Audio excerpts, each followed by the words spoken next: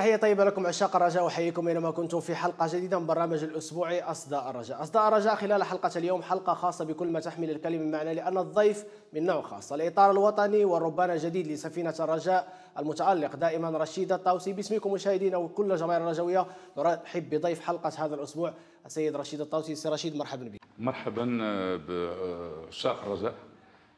أكيد بأنه هذا شرف باش الواحد يكون ربان ديال فريق كبير، فريق عالمي، فريق الرجاء البيضاوي، وتيظهر لي هذا التشريف غيلقي على العاتق ديالي مسؤوليه كبيره جدا باش نكون عند حسن ظنهم ونرجعوا فريق الرجاء البيضاوي لما يرضاه عشاق الرجاء. نرجعوا فريق الرجاء البيضاوي اللي ولفوا العشاق كيشوفوا بطريقه لعب مختلفه، لكن هناك ضغط كبير صراحه سيكون في قادم الايام لرشيد الطاوسي لفريق الرجاء البيضاوي، خصوصا وان الفريق سيلعب منافسه وحيده ولا قبل البطوله الاحترافيه. كيف ستتعامل مع ضغط الجماهير، مع ضغط الاداره الاداريه لفريق الرجاء البيضاوي لتحقيق الافضل الاول لقب البطوله؟ فاول شيء نقدر نحسبوه فعلا هو ضغط، ولكن خصنا نحولوه لضغط يكون ايجابي. علما بان الحمد لله رشيد الطاوسي راكم واحد التجارب كبيره جدا، واظن بانه بحكم هذه التجارب وبحكم العمل اللي قمنا به في عده يعني فروق، والان احنا على راس فريق يعتبر فريق عالمي، اكيد بانه كتكون كتسنى هذا الضغط، ولكن خص ردو ايجابي، لانه هذا الضغط هو اللي غيولد اظن فيا، واللي غنحاول يعني نبلغوا اللاعبين ونعطيه اللاعبين يولي ايجابي، حتى ممكن نكونوا يعني استماته دفاع عن القميص، ولكن بالطريقه اللي كيبغي فريق الرجاء البيضاوي، ماشي الدفاع غير بطريقه عشوائيه. اكيد بان هناك اسلوب، هناك طابع، هناك هويه فريق الرجاء البيضاوي، واللي اظن كتماشى مع عقليه رشيد الطاوسي، مع فلسفته في اللعب، واظن هذا هو اللي الاختيار على رشيد الطاوسي. ربما فلسفه رشيد الطاوسي قريبه جدا من الفلسفه الكرويه لفريق الرجاء البيضاوي، والجماهير تطالب باعاده هويه الرجاء من حيث المكانه التي كانت عليها من قبل. ما هي الطرق التي ستعتمد لاعاده هويه فريق الرجاء البيضاوي اللي هو مطلب جماهيري بنسبه كبيره ومن ثم النتيجه؟ فاكيد بانه كترجع اول شيء القاعده الاساسيه، بانه خصك ترجع للمبادئ ديال كره القدم، خصوصا كره القدم الحديثه واللي الرجاء البيضاوي كان سباق اليها من زمان. واصبحنا كنشوف الفرق العالميه حاليا، لما كتكلم على فريق برشلونه او كتكلم حاليا على فريق بايرن ميونخ، وكتشوف البصمه ديال غارديولا، لانه عنده واحد الفلسفه وكيحاول يطبقها في الفريق، وهي كتماشى مع القواعد. علما بانه فريق الرجاء البيضاوي يتوفر على لاعبين لهم الامكانيات، لان حتى اختيارهم على واحد المعايير خصهم اللاعبين اللي يكونوا غيتماشاو مع عقليه فريق الرجاء البيضاوي ومع فلسفته في اللعب.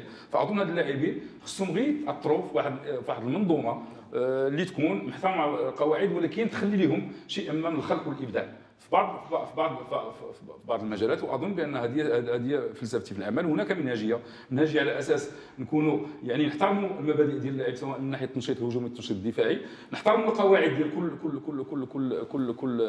كل فاز، كل يعني هجوم او دفاع، ولكن نخليو شيء من الخلق والابداع للاعبين في الوقت اللي ذاك الخلق هو اللي غيقدر يعطي الاضافه او يقدر يدير الفرق ما بين اللاعب.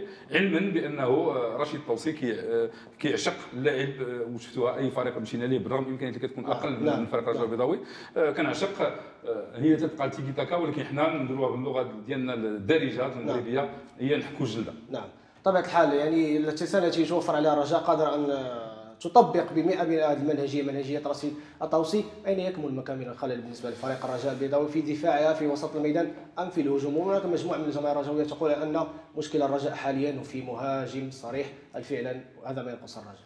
اكيد هناك العين واضحه كتبان في فريق الرجاء خص مهاجم، غير انهم ملي كيكونوا عندهم واحد التقييم كيكونوا من خارج البيت.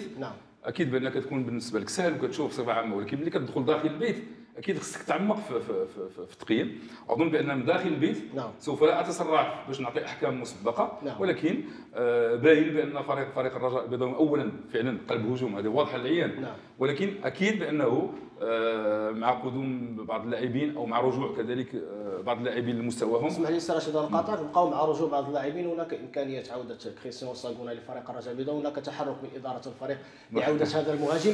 هل كريستيان ساغونا تتوفر في صفات المهاجم المهاجم وقلب الهجوم الذي ينتظره رشيد الطاوسي. لما طرح عليه السؤال بنفس الشكل من طرف السيد الرئيس وبعض الاعضاء، تكلمنا يعني باختصار بانه تكلمنا فعلا اوساغونا رجوعه واين يكون المكان من الغد. اكيد بانه راس حربه صريح بقيمه اوساغونا ما موجود، كون كان موجود يمكن غادي هذا، ولكن اللي ما موجودش اكيد بانه هو اللي في الساحه. يعني انت مع عوده كريستيان مع عوده حاليا بطبيعه الحال هي في اطار البحث عن ما هو احسن نعم. في المستقبل ان شاء الله. نعم. وعلما بانه فريق الرجاء البيضاوي حاليا تيظهر لي بانه كما قلت رجوع بعض اللاعبين لمستواهم واللي ماشي هي في استقطاب لاعبين اخرين، ولكن غير رجوع هذه اللاعبين لانه هناك يعني مكان جد مهم في المنظومه الفريق الرجاوي خصها تكون، واللي كان فيه نجاح الصالحين اللي كيكون في مستواه والحمد لله كنرجع لمستواه هو البلاي ميكر، هو اللاعب المحوري، اللاعب الذي يبنى عليه اللاعب بصفه عامه من اجل يعني المبادره للهجوم، من اجل يعني البسط النفوذ. البلاي ميكر تقال رقم 10. واكيد بان هناك لاعبين اخرين ان شاء الله لان الاصابه ديالهم حرمتهم باش ما يكونوش في هذا الوقت، ولكن يرجعوا بحال لاعب قديوي هناك وحافظي نفس الشيء. نعم سي رشيد، الرجاء ستنافس على لقب واحد هذا الموسم هو اللي بقى لقب البطوله الاحترافيه بدل الاقصاء من كاس العرش، وربما هو الهدف الاسمى للفريق خلال هذا الموسم، الهدف الاسمى ايضا لك ولطاقمك التقني. كيف تتوقع بطوله هذا الموسم؟ هناك نديه كبيره من مجموعه من الانديه. فاكيد بان البطوله سوف تكون حاره هذه السنه. نعم. هذا شيء اكيد. وفريق الرجاء البيضاوي ما اصبحش عنده خيار. الخيار الوحيد هذه السنه هو البطوله، لانه اقصي من كاس العرش. واظن بانه في ترتيبنا هذا اكيد كاس العرش هي غاليه، ولكن الفريق ملي تيكون قوي هو باش كيكون عنده نفس طويل ويقدر يعني يحقق البطوله. البطوله تخول لنا المشاركه في بطولات افريقيه على مستوى عالمي، وفريق الرجاء البيضاوي بدون مشاركته في هذه البطولات الافريقيه ما يكونش في القمه. اكيد نبقاو في المشاركه الافريقيه في حاله حقق الفريق لقب البطوله او لا قدر الله الرتبه الثانيه سيلعب وصفه الابطال الافريقيه. ونعرف جميعا قيمه رشيد الطاوسي في المنافسات الافريقيه بحكم التجربه رفقه المغرب الفاسي. تتوقع نجاح التجربه الموسم المقبل ان شاء الله في حال تحقيق اللقب او على الاقل تحقيق الرتبه الثانيه؟ اظن حاليا ركزوا على البطوله اكثر. نعم. واكيد ملي ان شاء الله نحققوها، واكيد ان شاء الله غادي نديروا جهد المستطاع ديالنا ان شاء الله ومجهود كبير جدا باش نوصلوا لها، وغنوصلوا باذن الله سبحانه وتعالى، والتوفيق سوف يحالفنا ان شاء الله. ديك الساعه غادي نقولها، ولكن حنا غنمشيو خطوه بخطوه ونبقاو رجلنا ثابتين في الارض. نعم. لانه هناك بطوله ومازال هناك 6 اشهر من اجل يعني تحديد هذا الهدف ان شاء الله، الا وهو مشاركه تكون جد فعاله في عصبه الابطال ان شاء الله. نبقاو دائما في البطوله والمباراه المقبله، الجوله السابعه من بطوله اتصالات المغرب المحترفين. الرجاء حقق فوزين متتاليين امام الماس داخل الديار وامام فريق شباب الريف حسيم. المباراه اللي كنتي فيها مشيتي من الطياره مباشره من العيون حسيم لمسانده اللاعبين. مباراة مقبلة أمام المغرب التطواني، فريق يلعب كرة جميلة لديه مشاكل فعلا بعد الإقصاء من عصبة الأبطال وأيضا كأس العرش، لكن سيأتي لمدينة الدار البيضاء من أجل تحقيق نتيجة إيجابية على الأقل العودة لمدينة تطوان بنقطة التعادل. كيف هي ظروف تهيئ لهذا المقابلة؟ الرسائل التي يمررها الجهاز الفني للاعبين لتحقيق نتيجة إيجابية في مباراة الثلاثاء؟ فأظن بأن هي مباراة مرغومة كما سبق أن ذكرت. مباراة مرغومة علما بأنه فريق المغرب التطواني اللي الكل ما عرفش هذه الازمه اللي واقع فيها وتوفروا على عناصر في المستوى. نعم. ولكن الفريق ما استطاعش يخرج، واكيد هناك عنصر ديال عدم الثقه.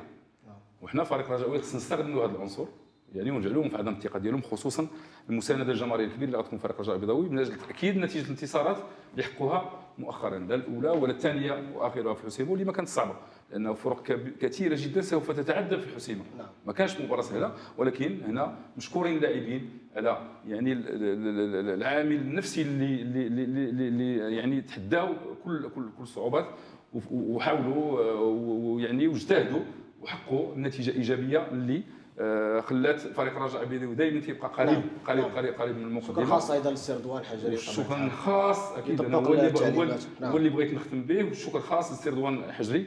اظن بانه اللي كيبقى من الاطر الكبيره ومن اللاعبين اللي عطاو الفريق الرجاء البيضاوي، والحمد لله هذا التواصل سيبقى مستمر مع السردوان الحجري، لانه كما سبق وان تكلمت معاه في اجتماع وغير البارحه مع اللاعبين ديال المنتخب ديال فريق الامل بانهم سوف تكون طريقه العمل موحده ما بيننا وبينه، ويعتبر رضوان الحجري واحد يعني داخل في فريق العمل ديال طاقم التقني ديال رشيد الطاوسي. سي رشيد، اخر سؤال نختموا به ان شاء الله حلقه اليوم من اصداء الرجاء.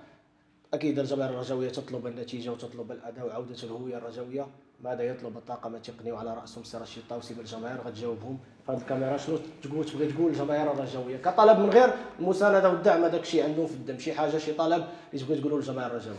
فكما تعشقون فريق الرجاء انا اعشقكم من غير ما كنت فريق الرجاء، غير بطريقتكم باش كتشجعوا فريق الرجاء، وملي كيحتاجكم فريق الرجاء في وقت الشده كيلقاكم معاه. واظن بانه جمهور فريق الرجاء البيضاوي له شهره ماشي وطنيه، شهره عالميه. واكيد بانه هذه الشهره ما جاتش من عبث، جات من حبه لفريقه، من حبه لفريق الرجاء البيضاوي. كنطلب منكم كنتمنى ان شاء الله باش تساندونا وباش تشجعونا، لانه في المسانده ديالكم في تشجيعكم غتعطينا قوه اضافيه باش زعما ان شاء الله نكونوا عند حسن ظنكم ونرضيوكم ونحققوا المبتغى ديالنا وديالكم، الا وهو فريق الرجاء البيضاوي يرجع لكورته، وفريق الرجاء البيضاوي يحقق ان شاء الله الالقاب والانتصارات.